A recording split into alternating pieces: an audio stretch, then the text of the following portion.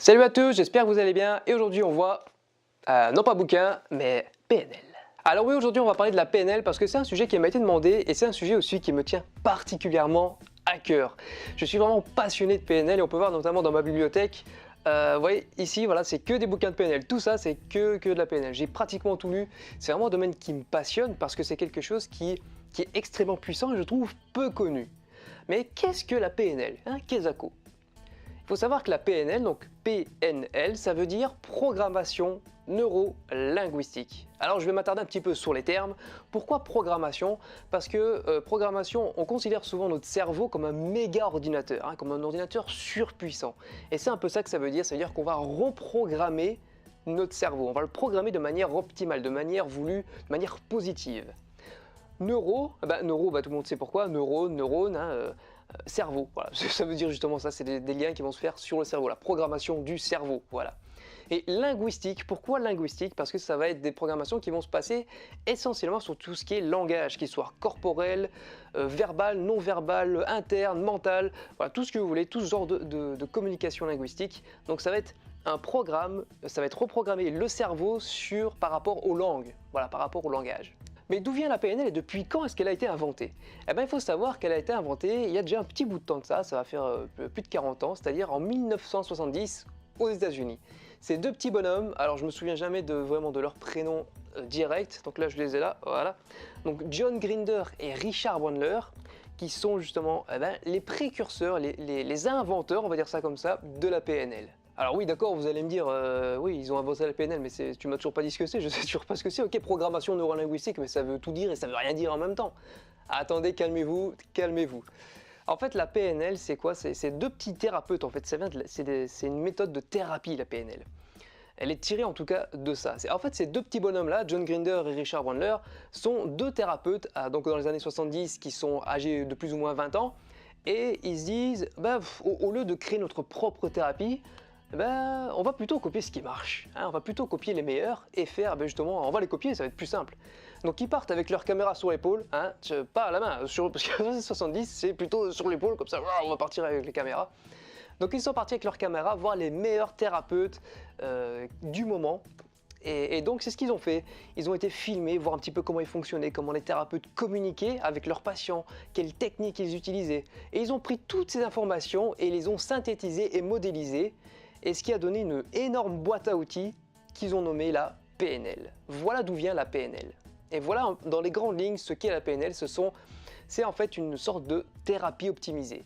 Et il faut savoir que la PNL repose également sur en fait la vision qu'ont les gens du monde. Parce qu'il faut savoir qu'une personne a une vision telle d'une chose et une autre personne a une vision complètement différente. Chaque personne a sa vision propre du monde qui l'entoure. Je vais vous donner un petit exemple. Mettons que par exemple une gazelle court et va se faire manger, va se faire bouffer par exemple une lionne, d'accord, qui va se faire bouffer par une lionne. Une personne pourrait dire: oh mais moi je trouve pas ça bien, regarde la pauvre gazelle, elle est en train de se faire bouffer, oh non je trouve vraiment pas ça bien, c'est vraiment dégueulasse, en plus c'est atroce, la nature est vraiment injuste, moi je comprends pas comment ça peut exister des choses pareilles. Et une autre personne pourrait dire ouais mais non attends, regarde cette lionne elle a 6 lionceaux derrière à nourrir, donc c'est quand même pas mal, je veux dire. C'est beau la nature, elle fait ça pour survivre, regarde ces lionceaux comme ils sont mignons, c'est super, la nature est vraiment bien faite parce que c'est un équilibre.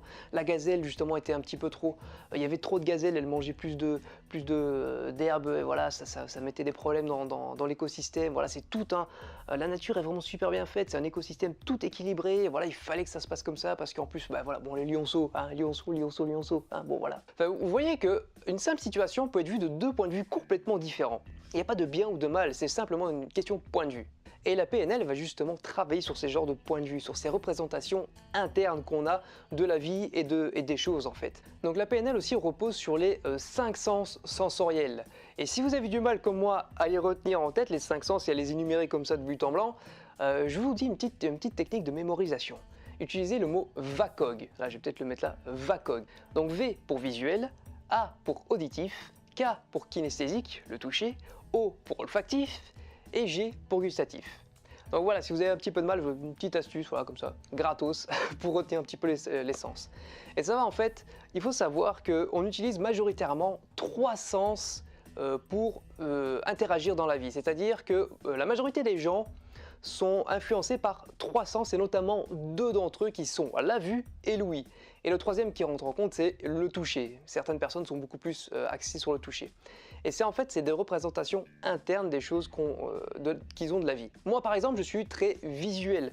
Je dis souvent, vous voyez, tu vois, ah oui, je vois ce que tu veux dire. Voilà. Alors que voir ce qu'on veut dire, ça veut absolument rien dire, d'accord? C'est juste que dans ma représentation interne, c'est que je m'imagine, je mets des images directement de ce qu'on me parle, etc. J'ai quelque chose de plus visuel. D'autres sont plus, par exemple, auditifs. Ah, j'entends bien ce que tu veux me dire. Ah, ça sonne bien. Ah oui, c'est harmonieux ce que tu dis. Ben, ce genre de langage, finalement, qu'on utilise sans le savoir, ça définit en fait la représentation interne qu'on a directement. Et kinesthésique, ça veut dire peut-être « Ah, je le sens bien ça. Ah, c'est un bon feeling. Ah, c'est doux au toucher. » C'est quelqu'un qui va être plus sur le toucher. Donc, c'est des petites astuces comme ça pour savoir si une personne est plus visuelle, auditive ou kinesthésique. C'est majoritairement sur ces trois sens que la PNL fonctionne. Mais dans quel domaine la PNL est-elle utilisée? Eh bien, il faut savoir que ce n'est pas seulement en thérapie, parce que oui, c'est utilisé en thérapie, mais pas assez souvent à mon goût. Parce qu'il faut savoir que la PNL produit des changements très rapide et en plus durable. C'est-à-dire que par exemple, si vous êtes arachnophobe, si vous avez la phobie des araignées, ce qui va se passer, c'est que en faisant une petite thérapie de PNL, avec un thérapeute compétent en PNL, eh bien, il faut savoir que votre phobie des araignées peut se supprimer en quelques minutes, en une dizaine de minutes, et boum, on n'en parle plus, vous n'êtes plus arachnophobe. Oui, c'est véridique, oui, c'est pas une blague. Et en plus de ça, c'est que les changements sont très rapides et en plus de ça, ils sont durables. Comme je vous ai dit, c'est pas quelque chose qui va rester sur une journée ou une semaine. Non, non, ça va durer tout le reste de votre vie. Mais pourquoi? Parce qu'en fait, le thérapeute a travaillé avec la personne sur les manières vraiment profondes de ce qu'elle ressent par rapport à ça. Elle va changer certains souvenirs, par exemple, parce que vous savez que la peur, ou une peur d'une phobie, par exemple, est liée souvent à un traumatisme. Et en fait, la PNL va complètement changer ce traumatisme de manière positive. C'est-à-dire qu'on ne va plus ressentir cette peur quand un certain événement se produit. Alors comme je vous disais, ce n'est pas seulement dans la thérapie que c'est utilisé, mais aussi par exemple en sport. Et oui, parce que vous savez que les sportifs de haut niveau ont notamment un entraînement physique extrêmement intense, extrêmement dur et difficile, mais aussi un entraînement mental, et ça vous le savez peut-être. Et l'entraînement mental, c'est quoi? En fait, c'est la PNL. C'est essentiellement basé sur la visualisation, sur le mental, et c'est ça, le mental, c'est la PNL. Et je vous dis souvent, ouais, il faut visualiser la personne que vous serez plus tard pour être plus confiant, savoir comment elle agit, etc. Il faut savoir que ça, c'est une technique de PNL. C'est quelque chose qui va interagir avec votre moi profond, c'est quelque chose vraiment qui va changer votre vision des choses. Et on va faire un petit test, Regardez la pièce où vous êtes et visualisez, retenez du rouge, voilà, focalisez-vous sur le rouge. Je vais vous donner 15 secondes plus ou moins, donc regardez autour de vous et focalisez-vous sur le rouge. Voilà, prenez tout ce que vous avez de rouge chez vous, mémorisez un maximum d'objets rouges, maximum d'objets rouges. Ok, c'est bon, c'est fini, revenez sur l'écran, ne regardez plus ailleurs. Et combien est-ce que vous avez vu d'objets rouges? 1, 5, 10 peut-être? 10 objets rouges? Ouais, c'est possible. Et maintenant, je vais vous poser une question. Combien est-ce qu'il y avait d'objets bleus? Ah, là, ça devient différent. Et vous avez peut-être du mal même à répondre, vous avez peut-être même du mal à en trouver un seul d'objet bleu. Pourquoi? Simplement parce que j'ai programmé votre cerveau pour se focaliser sur le rouge. Et ce qui s'est passé, c'est que j'ai dit à votre cerveau, ok, tout ce qui est non rouge, tu l'oublies, tu le zappes et ça n'existe plus. Vous pouvez regarder maintenant dans votre pièce, je suis sûr que vous allez repérer directement quelque chose de bleu. Pourquoi? Parce que vous êtes focalisé sur le bleu. C'est une programmation mentale sur le rouge ou sur le bleu. C'est un petit exercice tout fun à faire. Et en fait, il faut savoir que dans la vie, c'est la même chose. Par exemple, quand vous achetez une nouvelle voiture, qu'est-ce qui se passe? Eh bien, vous la voyez partout. Pourquoi? Parce que simplement, vous êtes focalisé sur votre voiture et vous voyez le modèle de votre voiture absolument partout, alors que les voitures n'ont absolument pas changé. C'est juste que vous avez changé votre vision des choses.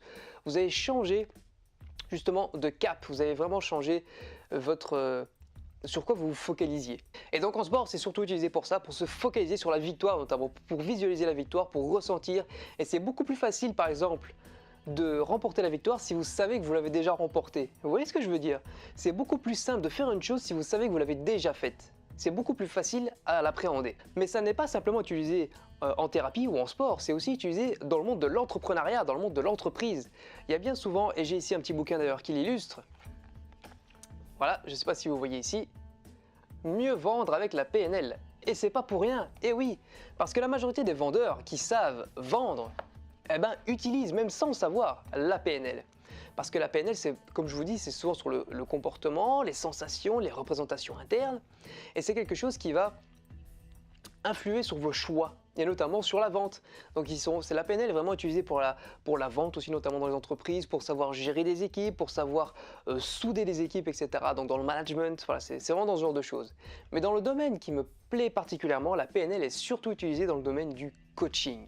Alors on entend souvent coaching par-ci, coaching par-là, coaching par-ci, mais qu'est-ce que, voilà, on ne sait pas vraiment ce que c'est le coaching. Et c'est en fait le coaching, c'est quelqu'un qui va vous accompagner pour atteindre un objectif bien précis. Et c'est vraiment quelque chose que j'aimerais bien faire plus tard, notamment parce que là, en fait, les formations PNL coûtent excessivement cher, malheureusement. Mais c'est quelque chose dans quoi j'aimerais me lancer, le coaching, notamment avec la PNL. C'est vraiment un domaine qui me passionne. Changer les gens, mais pas les manipuler. Enfin, en fait, c'est une sorte de manipulation, mais bénéfique. C'est-à-dire que c'est une manipulation. Je veux dire, voilà, par exemple, vous voulez arrêter de fumer, mais vous n'arrivez pas. Eh bien, vous allez demander un coach pour justement vous aider à arrêter de fumer. Eh bien, le coach va vous manipuler pour vous faire arrêter de fumer. Vous voyez que ce n'est pas une manipulation négative, hein. C'est une manipulation entre guillemets vraiment positive pour amener quelqu'un vers l'objectif qu'il veut. Et ça, c'est super cool à faire, je trouve, parce qu'en plus, je trouve que c'est un exercice vraiment fun à faire, vraiment intéressant. Et en plus de ça, les résultats sont visibles directement et extrêmement rapides. C'est apporter vraiment un peu un nouveau souffle aux gens, et ça c'est vraiment quelque chose que j'adore. Et je vais vous donner une dernière petite astuce par rapport à la PNL. Parce que la PNL, John Grinder et Richard Bandler ont remarqué que nos yeux nous trahissaient. Et oui, on dit souvent que les yeux sont le reflet de l'âme, mais en fait les yeux sont les reflets des pensées surtout. C'est-à-dire que quand vous pensez à quelque chose, vos yeux vont partir dans des directions différentes. C'est-à-dire que par exemple, si je vous demande de vous remémorer quelque chose, donc si je vous demande par exemple, imaginez votre mère, voilà, rappelez-vous à quoi ressemble votre mère, et bien vous allez regarder directement en haut à gauche. Bon, je crois que c'est un petit peu, c'est effet miroir, donc on va dire ici en haut à gauche, je crois que c'est comme ça que ça se passe. Et en haut à gauche, c'est tout ce qui est visuel, remémoré, de la mémoire. Et c'est également la même chose si, par exemple, vous cherchez ah ouais, qu'est-ce que je vais pouvoir dire, etc. Donc tout ce qui est dialogue interne, vous allez regarder dans l'autre sens, c'est-à-dire en bas à droite. C'est vraiment des petites choses, voilà. Si vous voulez vous rappeler quelque chose que vous ne trouvez pas, que vous n'arrivez pas à vous rappeler, regardez en haut à gauche, vous verrez, ça va vous aider. Bon, je vois que je m'éternise, je vois que la vidéo commence à durer un petit peu longtemps. C'est quelque chose qui me passionne, hein. J'essaie vraiment d'être assez concis, j'ai à peine abordé la PNL. Il y a tellement de choses à dire dessus, avec les yeux, etc., les mouvements, les métaprogrammes, les sous-modalités, enfin il y a énormément de choses. Si ça vous plaît, n'hésitez pas à me lâcher un pouce bleu et un commentaire surtout pour savoir si ça vous plaît, pour peut-être que j'approfondisse un petit peu le domaine, un petit peu la vidéo et le domaine de la PNL, parce que ça me passionne, hein. Donc pour que je l'approfondisse et vous faire d'autres vidéos sur le sujet, notamment peut-être des exercices de PNL qui sont extrêmement efficaces, je vous jure, c'est un truc de fou. Donc n'hésitez pas à me lâcher un pouce bleu, pouce rouge comme d'habitude, à lâcher un commentaire, à partager sur les réseaux sociaux, hein, que ce soit sur Facebook ou sur Twitter. Et n'hésitez pas à vous abonner parce que c'est toujours une vidéo par jour pendant 100 jours, on tient le cap, on y arrive, ensemble je vais y arriver, c'est certain. Donc n'oubliez pas, hein, la vie est un jeu. Alors amusez-vous bien. Ciao!